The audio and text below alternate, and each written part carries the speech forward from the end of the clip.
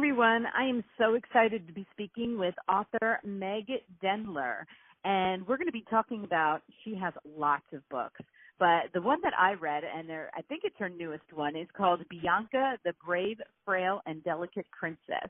Hi, Meg. Thank you for talking with me. Thank you so much. And I'm hoping this is your most recent, but you know what? You have so many books that it's really hard to tell. Yes, Bianca is my most recent. That's the one I am plugging. Okay, great. Because I loved this book.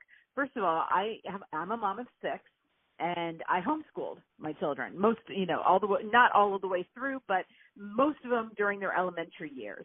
And I was always looking for books, especially for my daughters at certain ages. And there's so much more available now, but this book I'm going to give to my granddaughters because it is so cute.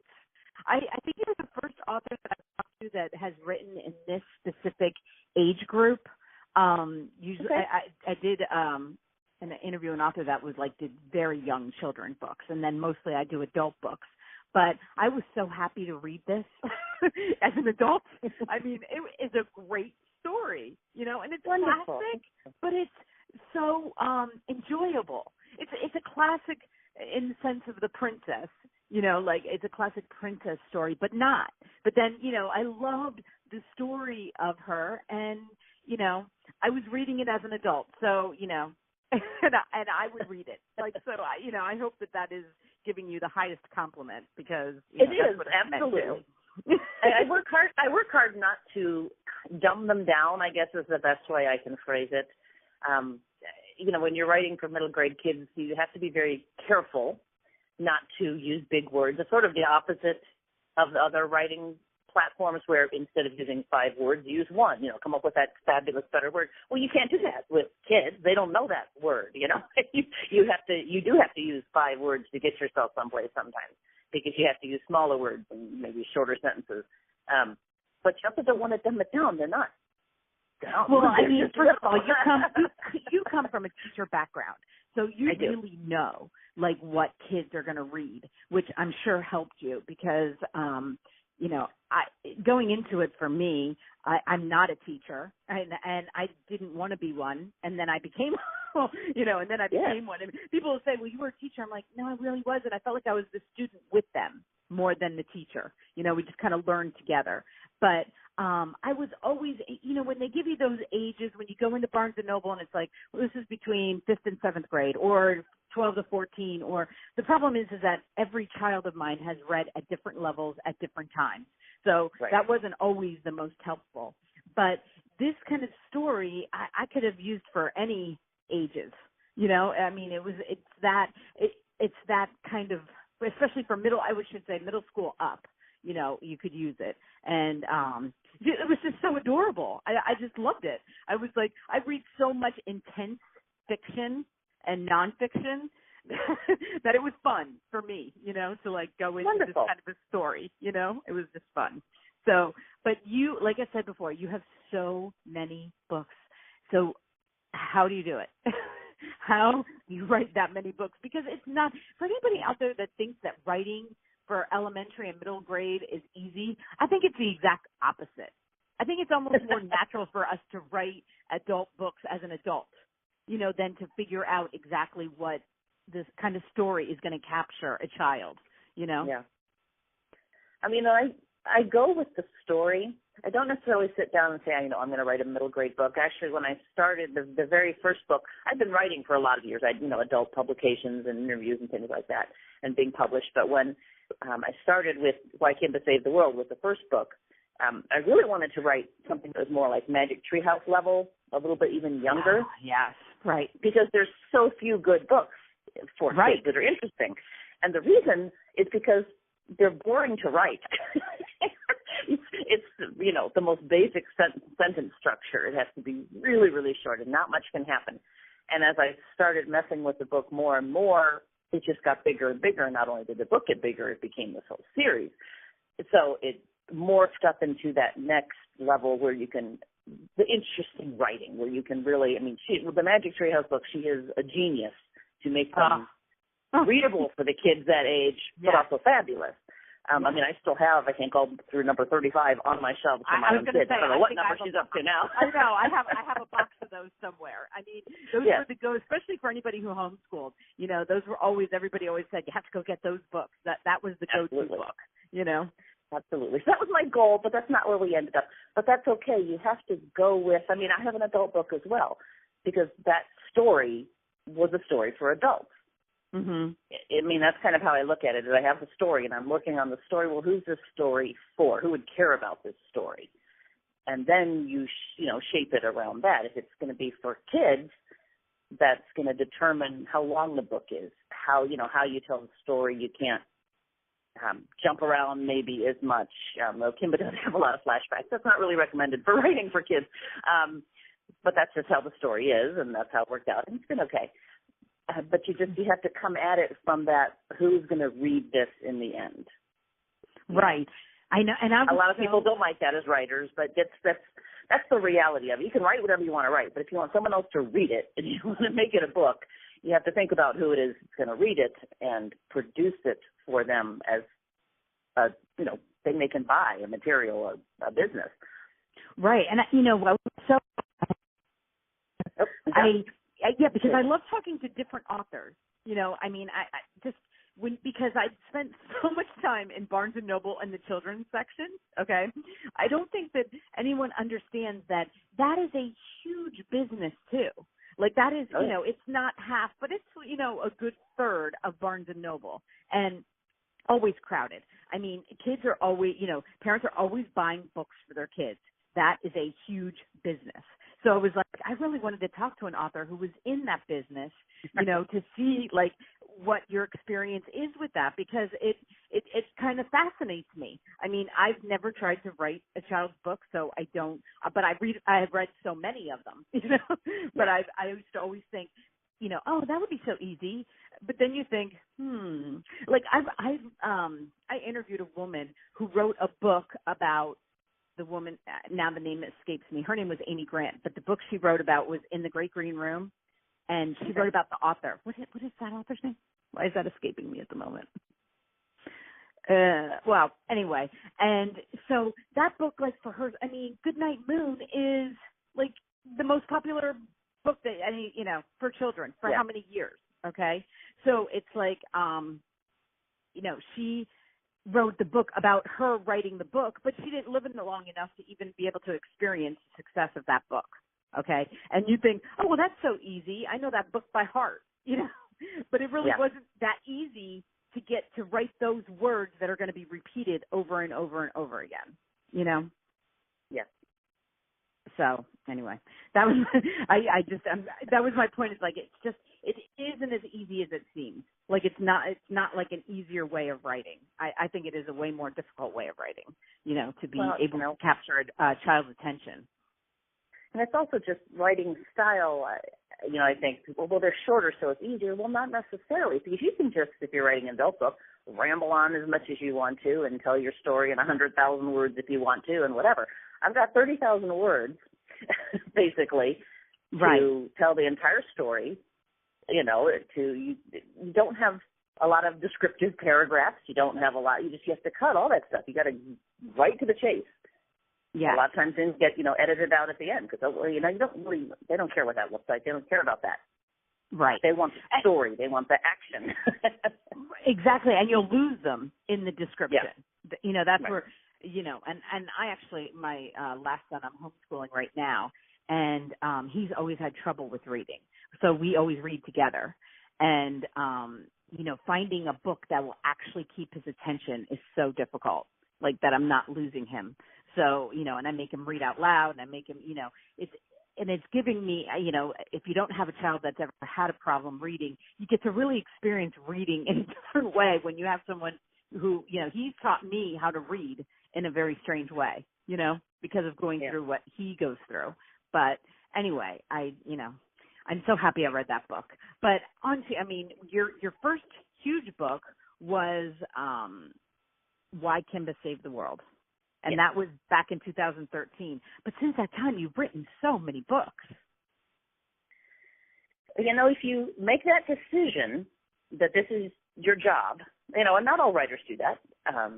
Sometimes it's a side thing that they do and they just enjoy doing it. But for me, this is my job. We actually moved and changed our whole lifestyle so that could be my job.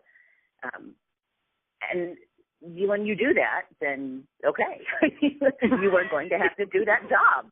If you don't write those books and publish those books and keep that business being what it needs to be, then you're going to have to go do something else. Right. And that's okay. If you want to have another job, that's fine. A lot of people do. Or they write for publications that pay them whatever, to keep the money coming. I unfortunately don't have to have it be a big profitable business. My husband handles that side of things lovely for our family, so I can take more risks and write what I want to. It's really more of a 10-year at least journey to really being an author and having that be self-sustaining. Very few people hit it in the first year or two. But, you really have to build and have an audience.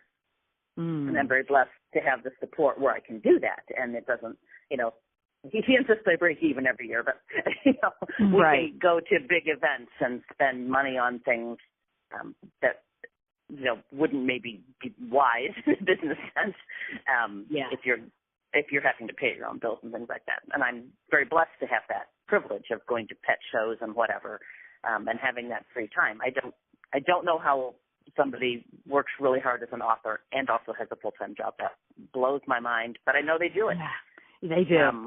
I heard Lisa Yee speak one time, and if you don't know Lisa Yee's books, it's YEE. They're fabulous, and she's fabulous on social media and the things that she shares. She's hilarious. She's actually writing the Superheroes High books now for Scholastic, so, like author heaven. She just writes books and they publish them, it's 2 or 3 a year. But she talked about, her early days. She started out writing menus for Red Lobster, and worked her way up. But she said, speaking to a group of authors, of children's authors, she said, whatever TV show that is you love, you're going to stop watching that. Whatever, little side, maybe you have a softball team you're on, that's probably going to have to go away. If you really want to do this, then you're going to have to do it. You got to make that commitment. Right. Serenity Mountain Publishing, is that your publishing company? That is my publishing company, yes. Okay, so you self-publish these then, too? The children's books are self-published. My adult book is with a local publisher, an indie publisher in Fayetteville. Yeah, and that's another thing. There's so many ways to get these books published now, too. Oh, yeah. And, which makes it easy, for authors like you. But I was just looking at it because the cover is so amazing. All the covers of your books. But since it's your publishing company, you get a lot of say in those covers. I do. So I try to give. I actually have 2 cover designers. I've switched this time. Has gone by. My original book designer has had some children and moved, and it's just has kind of moved on from that. And I actually work with now the cover designer for the indie publishers for Pennell Publishing. I worked with them also as their editor. That sort of developed as I was working with them on publishing my adult novel. They realized I had a skill set there as a teacher and as a writer. So I started working with them and got to know their cover designer, and she's fabulous. So when I needed somebody new, I obviously went right to her. And she did the Bianca cover, which is fantastic. It's just, I love the cover so much. And that's actually a fun, the Kimba cover, we'll start there first, is not at all what I wanted it to be. So you have to trust your cover designer some. I had this image in my head of exactly how I wanted it to look. And she went more with the general idea of how I wanted it to look with the real cat. That really is our cat, Kimba, on the cover. But then she did other design elements that are much better than what I had in mind because she knows her job. Right. She knows how to do that. So have your ideas, but you do have to trust those people that do that for a living. If we're going to say, no, that's too busy, you don't want to do that. And, it can kind of help you shape really one of the most important elements of your book. Because if your cover stinks, then no one's ever going to pick it up. If it looks self-published, they're never going to pick it up. So that investing in that cover with somebody who knows what they're doing and trusting them is very important. Right. And I'm a so when I cover went girl. into, Unfortunately, like I think that everybody is though. I oh, they say all that are, and everybody's absolutely. like, I'm like, are you kidding me? You're not? Like, who's not a cover? You know, you see a great cover and it draws you right to the book. And, you know, this one does. I mean, Bianca is just amazing, you know? Yeah. And that's actually a really fun cover personally. My younger daughter is an art student, and she actually did illustrations for me within the 2 dog books that I did. The cat books have real photos, but the dog books, we went with illustrations instead. And she did those for me. She doesn't really like to draw. She's more the physical clay and things like that media, but she's good at it. So when it came for Bianca, I really wanted her to do the dragon. And so we went round and round as a family. And so she did the dragon for me. She did Bianca for me, actually separate images, but they're only drawn. I mean, this is the magic of what these people as cover designers know how to do. So she had these pencil-drawn images and took them and added the color that you could never get those colors out of an oil painting even. I mean, you know, it's this digital magic that a good cover designer knows how to do. And I will throw her name out. Her name is Kelsey Rice, but she doesn't have a business for me to share. I've actually asked her because I freely would share her name. But she's just so good at putting together. And that's all I did. I gave her the dragon and the girl and told her a ratio, and she put together, you know, all the rest of how it was going to look for that sort of opening scene of the book where you have, in the opening, you know, Bianca meeting the dragon right at the very beginning of the book. Yeah. That's what I wanted the cover to be, and I think she just did this fabulous, fabulous job. It just came out December 1st, but I've had it with me for a while. It's actually been a 6-month release process. So people have been seeing the cover for a long time, and the response has been what I wanted it to be. It's been good. That's awesome. Yeah, especially because of the green eyes on the dragon, because that's such a huge part of the story, you know. Yeah. And so I was so happy to see that captured with the background. But the dog one that you were talking about, was that Max's Wild Night? Is that yes, I had. First was Max's Wild Night, and then was Dottie's Daring Day. Yes, I'm looking at both. Don't you have a dog book? Yeah. People were asking for a dog book, so I thought, well, that really wasn't on my agenda, but I do have a dog, and he did have this night that he spent out in the Ozark Mountains. So, you know, I could write about that. What would that be like? And they do go with the cat books, but they're separate. They're just dog adventure stories. There's no aliens involved at all. Well, I wanted to talk about your previous life when you were also writing, but you had done some pretty interesting interviews that you have on your website. And I wanted to know what that was like, because I've never interviewed anybody famous. And and so I would love to hear, like, you have listed Kirk Douglas, Sylvester Stallone, and Dwayne Johnson. And Dwayne Johnson is The Rock, and he grew up here. He's a big local guy here in Pennsylvania because he went to an area high school, and, you know, so he comes back every once in a while, and it's a big deal. And, you know, so I was like, what was it like interviewing, you know, they're very famous people, you know? They are very famous, and this sometimes a little intimidating. A lot of them were like, it was through movie reviews, first of all. This is where that came from. I was doing movie reviews for a couple of different magazines. They weren't really reviews. They were more like commentaries, looking for the spiritual, deeper, you know, so movies that kind of had something more to them than just stuff blows up. You know, I'm a big fan of things like Starship Troopers, where we just kill things and things blow up. But I was looking for more, you know, if you're looking for deeper movies. And then I just ended up getting sort of in the loop of the promotional things that they would send out. And so you get these chances to do these. Okay, sure, I'll interview Sylvester Stallone. Why not? Was it in person?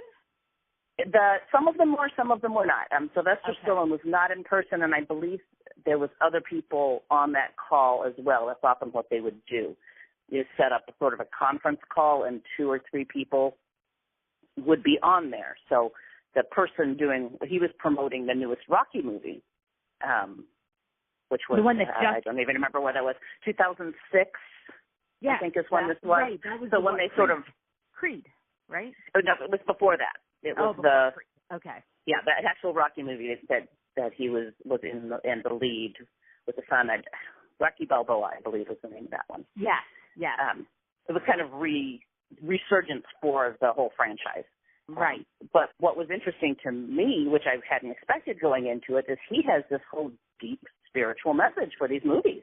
This was his agenda, was to get that across to people. And I'm like, oh, okay. And he talks about the very opening scene in the very first Rocky. It's the face of Jesus. This whole movie series is the spiritual journey of this character. So he was like just off and running talking about this. And, you know, I don't even remember what some of my specific questions were. You can probably find it on the internet, the actual interview. But, you know, you talk about that surreal and interviewing them, and I put it on speakerphone in my house while it was going on. So my daughter, I don't even know how old my younger one was at the time, and she happened to be home, and she kind of peeked over and, like, he sounds like Sylvester Stallone. That sounds like Sylvester Stallone. Oh, wait, it is. Yeah. You know, you got him and he's talking, and it's like in your house. It's this person, you know, talking in your house. But The Rock was in person. Dwayne Johnson was an in-person one. And he comes across pretty easygoing guy. Like, I have nothing but good things to say. Yeah, I have nothing but good things to say. He was an extreme gentleman. It was sort of like in a hotel when you came, and there was the guy in the room with me was a complete yahoo, which is what you sometimes run into in those situations, is they're asking really stupid questions. Yeah. And you're stuck sharing the interview with them. Right. But Mr. Johnson was very professional and not as imposing as I expected him to be at all. Mm-hmm.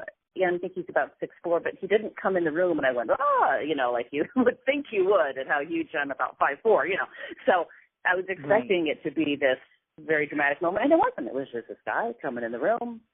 Wow. I remember a blue shirt on, which matched his, you know, made his eyes go woo, which was fun. But, right. And just had this lovely conversation. But it was one of my, as an interviewer, best moments. Because, again, this other guy's asking these really stupid inane questions, and you can see his eyes glazing over answering this stupid stuff. And so I got my turn. I'm like, all right, I'm going to get one or two questions in here. And with my agenda, of course, the deeper meaning, it was for the Game Plan, the football movie we did, which was actually adorable. I liked it very much. Yeah, I loved that. And the guy with me hadn't liked it. He was being very condescending, which was awful. Anyway, my first question to him was, when your daughter, knowing he has a daughter, because I did my research, when your daughter sees this movie, what do you hope she learns from it and takes away from it? And I just watched his whole body language change. Like that he wanted to talk about, you know? I'm like leaned in and, you know, really had these lovely things to say about the lessons of the movie, which obviously was a kids movie. It had a huge moral. Right. That was a great movie. Right, exactly. And that was like one of those great moments of that interview. I got him. I said something to him that he really wanted to talk about and, you know, have to say about that movie. That's awesome because, you know what, as an interviewer, that's what you try to do is because you know the questions they're going to ask him. You already know, you know, and everybody that watches the interview is like, same question. So you try to come up with a different question, you know, that makes them like, oh, I'll talk, you know, and then you get them talking and that's, you know. That's amazing. So I bet, you know, at least you had that. I was like, wow, you know, on top of everything else that you've done, like you have that in your resume, you know, like I've done that. And I missed that. I really love doing those interviews. So when we moved, we moved to Eureka Springs, Arkansas. We had a little theater, but nobody was doing movie premieres there. Nobody was doing movie showing, so I had to let that go. I may get back to that now that we're a little more in the city here near Fayetteville. Oh, that's awesome. And I kept thinking about Texas because you did grow up in Texas, right? I was born in Houston, and I lived there for the first 3 years of my life. And then we moved back there, 2000. I always mess up the dates, and my husband's always correcting me, but I'm thinking 2005, right at the very end of 2005, and we're there till 2012, again in Houston. Right. Because I go there a lot just because I have, you know, two of my children live there and, you know, my grandchildren are there. So, but they're in the Dallas area. But I do go there a couple times a year. So I'm getting more and more familiar with Texas. Yes. Every time I go. And, but I just saw that I looked up Goodnight Moon. It's Margaret Weiss Brown. just for everybody out there, so I'm not crazy. Like, I'm like, why couldn't I come up with her name? I could come up with the woman's name who wrote the book about Margaret. Anyway, so I see you're also working on a memoir, or has that been published? No, that is, I actually just pounded that out during NaNoWriMo in November. It's the first time I've ever done that. We don't write long books normally, Too. Did you finish it? Yeah. I did. Well, it's a complete mess, but, there's words on the page that are right next to us. Good for you. But again, I did it as my job, so it would have been pretty nasty if I had managed to do it. Well, you know what, though? A lot of people don't. Like, I started it because I was like, oh, I'm just going to write this little story. I just had a little story in my mind that I was going to write for my kids, not for anybody else, but just to sit down and do it. And as every day goes on, it's like, wow, it's November 5th. How many words do I have? Like, oh, my gosh, this is so hard. But one of my other authors did it, too, and she was, like, putting it on Facebook, and she's like, I'm at 10,000, I'm at 15,000. I'm like, oh, my gosh, no wonder. That's because you're the writer, because I can't get that many words. Yep. So good for you. I'm really proud of you. Yeah, so it will probably be a couple of years before it comes together, but it's based on the years from 2012 to just a few months ago. We moved to Eureka Springs. This was part of letting me be a full-time writer, and opened a guest house there. And there's just a lot of stuff between the town itself, which is a very, very quirky place, and the running of a guest house, which is, I didn't, of course, realize you wouldn't. I don't think you'd go into it if you really knew what you were going into. There's a lot of stories. And people kept telling me I should write them down. So I thought at the very least, while it's still fresh, I'm just going to plop it all down on the paper, no matter what kind of method it is. Just everything that comes to me, I'm going to put down. Awesome. And now I've gotten Scrivener, which, is a whole learning curve in itself. But I think that's going to help me put it into some order, and decide how to tell. That's the difference between having a story and actually how to tell that story in a way that it makes sense, so that it keeps the reader engaged, because some parts are going to have to be there, but they'll look boring. So how can you work that through to keep it interesting? And so there may be a couple of years before it is really together how it needs to be together. Yeah, I keep thinking over Christmas vacation I'm going to, pick it up, and we'll see what happens. We'll see if that actually happens. But that quiet time around Christmas, all that quiet time I'm going to be having. I keep thinking I took the week off, so I keep thinking it is going to be quiet, but I'm sure that's just not going to happen. But that's not usually how it works, no. Are you working on any of the other children's books, though, at the moment? I am, and I often do this. I have more than one thing kind of going at a time. So I have Kimba's Christmas, because if you're going to have a series, you really need a Christmas book. Absolutely. Yes, so that's, I'm going to say, it's about a third of the way done, and I pretty much know where it's going to go. Once I know where it's going to go, it's okay. It's the not knowing where it's going to go that's hard. Right. And then I have the next book after that, and I'm not sure exactly what the title is going to be, but it is about one of our newer cats joining the brigade of alien cat agents. And something with Snickerdoodle will be the title, because that's her name in the book, will be Snickerdoodle. Well, I love the name Bianca, and I love how it's the brave, frail, and delicate princess, knowing what she's what she has to do. I just love that title.